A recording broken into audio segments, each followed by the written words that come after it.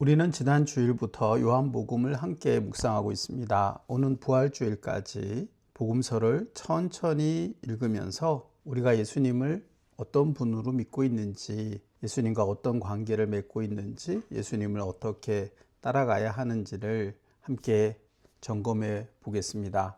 요한복음의 평생을 바친 신학자가 있는데요. 영국 케임브리지 대학의 데이비드 포드 교수님입니다. 14살에 헬라어를 배우면서 요한복음을 읽기 시작했는데요. 요한복음 주석 한 권을 쓰기 위해서 무려 20년 동안 연구를 계속해 오셨습니다. 요한복음 신학적 주석 에필로그에서 이렇게 말씀을 하죠. 요한복음을 연구한 시간은 단순한 학문 작업이 아니라 저의 인생 전체를 관통한 영적 여정이었습니다. 이 짧은 복음서 안에 담긴 의미의 풍성함이 저를 압도했습니다. 교수님의 비유가 참 인상적인데요. 요한복음이 마치 에베레스트 산과 같았다는 것입니다. 에베레스트 산을 멀리서 바라봤을 때 그 경외감, 그것이 요한복음에서 느껴졌다는 것이지요. 그런데 포드 교수님이 붙잡은 핵심은 전혀 다른 데 있었습니다. 바로 요한복음의 깊은 평범함입니다. 요한복음은 일상적인 단어들로 기록되어 있습니다. 빛, 어둠, 생명, 세상, 물, 바람, 빵. 너무나 흔한 단어들이죠. 그런데 그 말씀을, 그 단어들을 읽으면 읽을수록 그 단어들이 담고 있는 깊이가 끝이 없었습니다. 요한복음의 명령도 단순합니다. 믿으라, 따르라, 사랑하라, 거하라. 누구나 알아들을 수 있는 말들이죠. 그런데 그 단순한 말들을 읽어갈수록 예수님께로 더 가까이 다가가게 된다는 것입니다. 그렇게 요한복음은 천천히 읽어야 합니다. 정성껏 우려낸 차처럼 그 말씀의 깊이를 깊이 천천히 음미해야 하는 것이지요. 말씀을 읽다가 멈추고 생각하고 다시 기도합니다. 우리가 이렇게 요한복음의 말씀을 부활주일까지 깊이 매일 아침마다 그리고 주일마다 다시 돌아보면서 깊이 묵상하기를 원합니다. 요한복음은 태초에라는 단어로 시작합니다. 창세기 1장 1절이 태초에 하나님이 천지를 창조하시니라 라고 선언했듯이 요한은 태초에 말씀이 계시니라 라고 선언합니다. 그리고 이어서 말합니다. 이 말씀이 하나님과 함께 계셨으니 이 말씀은 곧 하나님이시니라. 만물이 그로 말미암아 지은 바 되었으니 창조의 처음, 존재의 처음, 생명의 처음에 말씀이 계셨고 그 말씀이 하나님이시고 그 말씀이 만물을 지으셨다는 것입니다. 여기서 말씀으로 번역된 헬라어가 로고스입니다. 당시 헬라 세계에서는 로고스를 우주의 이성 질서 원리로 말하기도 했는데요. 세상을 움직이는 어떤 법칙처럼 이해했죠. 그러나 요한이 말하는 로고스는 단지 원리가 아닙니다. 유대인들이 듣기에 로고스는 하나님께서 말씀으로 창조하셨고 말씀으로 언약을 세우셨고 예언자들을 통해 말씀으로 백성을 인도하시는 그 살아있는 하나님의 활동을 떠올리게 합니다. 요한은 바로 그 말씀을 두고 말한 것이지요. 그 말씀 안에 생명이 있었고 그 생명이 사람들의 빛이었다고 말입니다. 그리고 요한복음 1장에 결정적 선언이 나옵니다. 말씀이 육신이 되어 우리 가운데 거하심에 원리와 개념이 아니라 살과 뼈를 가진 사람으로 우리의 삶의 한복판으로 우리 곁으로 훅 들어오셨다는 말입니다. 요한은 말합니다. 그 빛이 들어오셨고 어둠이 그 빛을 이기지 못했다고 말입니다. 요한복음의 시작은 단지 교리가 아닙니다. 이것은 복음의 소식입니다. 하나님께서 우리를 찾아오셨다는 소식입니다. 거룩하신 하나님이 죄인인 우리에게 오셨다는 소식입니다. 우리가 하나님께 올라간 것이 아니라 하나님께서 우리에게 내려오셨습니다. 그 빛이 누구냐고요? 요한은 한 문장으로 말합니다. 그 사람이, 그 말씀이 곧 예수님이십니다.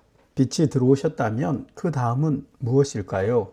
요한복음은 곧바로 사람들의 반응을 보여주는데요. 빛을 만난 사람들은 가만히 있지를 못합니다. 빛은 사람을 움직입니다. 빛은 사람을 바꿉니다. 빛은 사람을 증언하게 만듭니다. 가장 먼저 세례 요한이 빛을 만났고 변화되었죠. 세례 요한은 자신에게 모여든 제자들을 바라보면서 예수님을 가리켜 말했습니다. 보라, 세상 죄를 지고 가는 하나님의 어린 양이로다. 당시 스승과 제자의 관계는 매우 강력했습니다. 스승은 제자들의 인생을 좌우할 만큼 절대적이었죠. 그런데 세례 요한은 자신의 영향력을 내려놓습니다. 사람들의 시선을 자신에게 묶어두지 않습니다. 오히려 제자들을 예수님께로 보내게 되죠. 세례 요한은 분명히 알았습니다. 자신은 빛이 아니며 빛을 증언하는 자일 뿐입니다. 그 증언을 들은 안드레가 예수님께 나아가죠. 예수님이 거하시는 곳에 가서 함께 지냅니다. 그리고 집으로 돌아가 가장 먼저 형제 시몬을 찾습니다. 우리가 메시아를 만났다. 예수님은 안드레의 소개로 찾아온 시몬을 만나셨고요. 그의 이름을 바꾸어 주셨습니다. 네 이름은 시몬이지만 너는 게바라, 베드로, 반석이라는 새 이름입니다. 빛을 만나면 정체성이 바뀌죠. 그때까지 시몬은 그냥 갈릴리의 어부였습니다. 어쩌면 성격도 다혈질로 변덕스러웠을 것입니다. 그런데 예수님은 시몬의 현재 모습이 아니라 그의 미래, 그를 통해 이루실 일을 미리 바라보시고 너는 반석이 될 것이다 라고 선언하신 것입니다. 물론 베드로는 그 후에도 수없이 넘어지고 실수를 하죠. 하지만 그 반석이라는 정체성이 베드로가 다시 일어설 수 있는 기반이 되어 주었습니다. 사람은 여전히 흔들릴 수 있습니다. 여전히 넘어질 수 있어요. 그러나 주님이 주시는 이름이 우리에게 생깁니다. 주님이 주시는 방향이 새롭게 부여됩니다. 주님이 세우시는 미래가 우리 앞에 열리죠. 예수님을 만난 빌립도 다르지 않았습니다. 예수님이 빌립에게 말씀하셨습니다. 나를 따르라. 빌립은 그 말을 듣자 나다나엘을 찾아가죠. 그리고 말합니다. 모세가 율법에 기록하였고 선지자들이 기록한 그 일을 만났다. 요셉의 아들 나사렛 예수다. 나다나엘은 처음에는 마음이 닫혀 있었습니다. 나사렛에서 무슨 선한 것이 날 수 있겠느냐? 출신 지역이나 학벌 같은 배경을 보고 미리 판단해 버린 것입니다. 선입견입니다. 그 작은 시골 동네 출신이 뭘 알겠어 하는 식의 냉소입니다. 그런데 빌립은 나다나엘과 논쟁하지 않죠. 억지로 설득하지도 않습니다. 그의 말은 단순합니다. 와서 봐라. 예수님에 대한 분명한 확신입니다. 결국 나다나엘은 빌립과 함께 예수님께 나가는데요. 빌립과 함께 오는 나다나엘을 보시자 예수님이 이렇게 말씀하시죠. 보라, 참으로 이스라엘 사람이라. 그리고 네가 무화과 나무 아래에 있을 때 내가 너를 보았다라고 일러주시죠. 그 은밀한 자리, 아무도 모르는 자리, 홀로 하나님 앞에 있었던 그 자리에 주님께서 계셨던 것입니다. 그러자 나다나엘이 고백합니다. 당신은 하나님의 아들이시오. 당신은 이스라엘의 왕이십니다. 빛을 만난 사람들은 다 변화되었습니다. 예수님이 누구신지 분명하게 고백했습니다. 변하여 새로운 사람이 됐습니다. 그리고 자신이 만난 예수님을 자신의 가족, 친구, 이웃에게 전하게 되었습니다. 근데 요한복음은 여기서 멈추지 않습니다. 제자들의 즉각적인 반응만 보여주는 것이 아니라 또 한 사람의 느린 변화도 보여주지요. 바로 니고데모입니다. 니고데모는 바리새인이었고요. 사내들인 공회원이었습니다. 유대 사회의 지도자였죠. 종교적으로도 사회적으로도 체면이 있는 사람이었습니다. 그런 그가 예수님을 찾아오는데 요한은 굳이 이렇게 기록하죠. 그가 밤에 예수께 왔다. 왜 밤이었을까요? 두려움 때문이었습니다. 드러나는 것이 두려웠어요. 사람들의 시선이 두려웠습니다.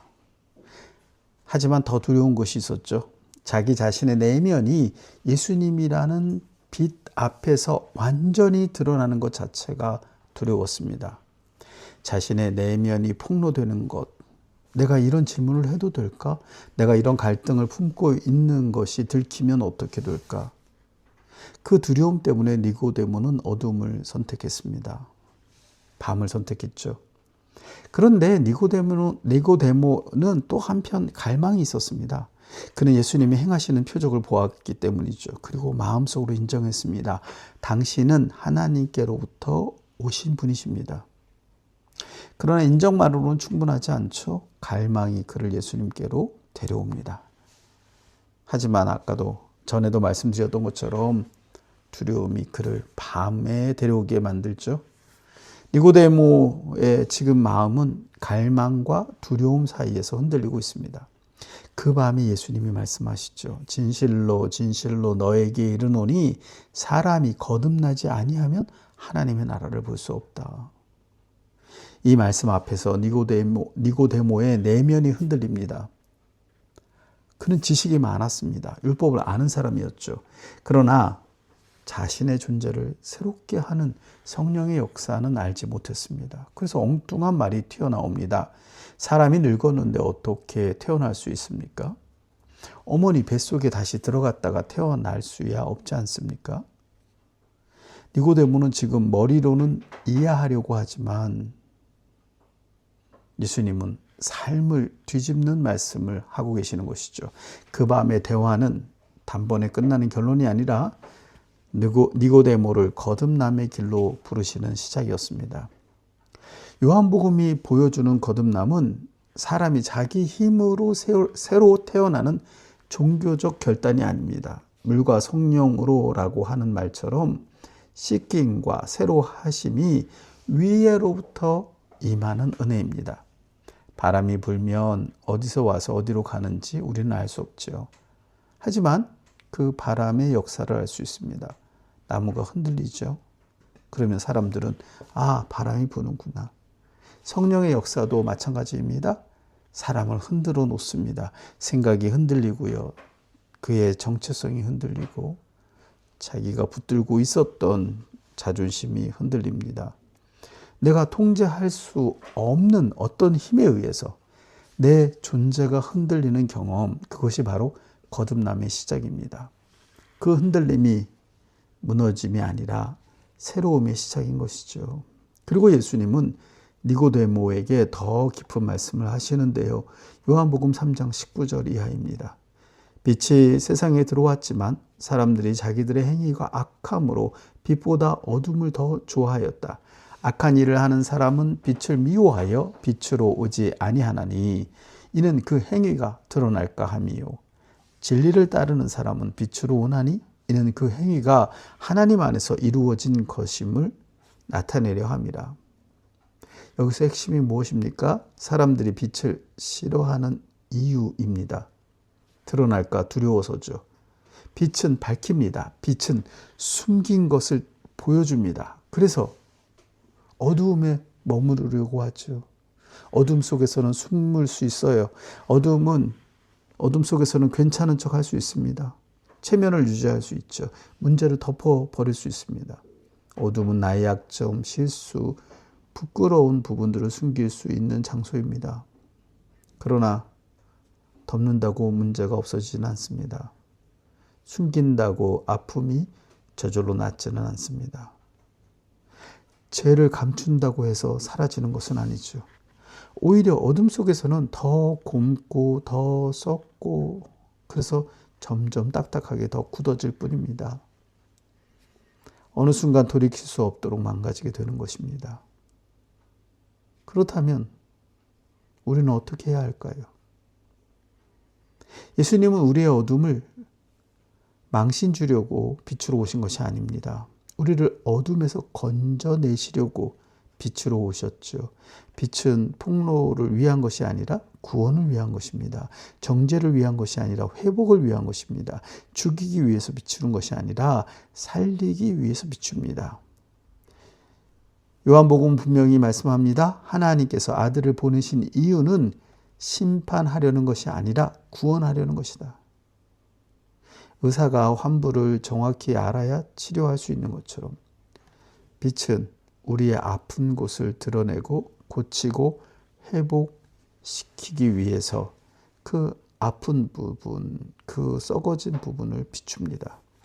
하나님이 세상을 이처럼 사랑하사 독생자를 주셨으니 사랑 때문에 독생자를 주셨고 멸망하지 않게 하려고 독생자를 주셨고 영생을 얻게 하려고 독생자를 주셨습니다. 그래서 예수님이 원하시는 것은 우리가 심판받는 것이 아닙니다. 그런데 그 심판은 단지 미래의 사건이 아니라고 말씀합니다. 빛을 피하고 지금 어둠에 머물러 있는 것 그 자체가 심판이라고 말씀하세요.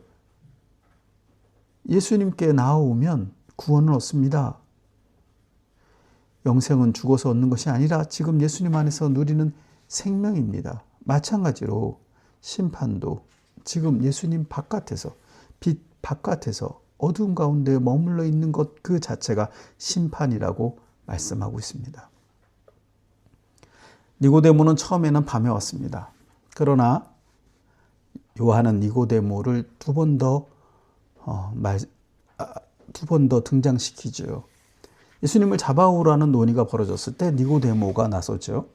우리 율법이 사람의 말을 듣고 그 행한 것을 알기 전에 심판하느냐? 예수님을 변호한 것입니다. 작은 용기를 내었습니다. 아직은 조심스럽지만 자기 자리에서 할 수 있는 대로 최소한의 목소리를 내기 시작했죠. 물론 니고데모는 그 일로 인해 비난을 받습니다. 너도 갈릴리 사람이냐? 그러나 바로 이 작은 용기가 니고데모가 변하고 있다는 증거입니다. 그리고 예수님이 십자가에 달려 죽으신 후 모든 제자들이 두려워서 숨어버릴 때 니고데모는 아리마대 사람 요셉과 함께 빌라도 앞에 나아갑니다. 모략과 침향을 섞은 것을 가지고 와서 예수님의 시신을 장사하죠.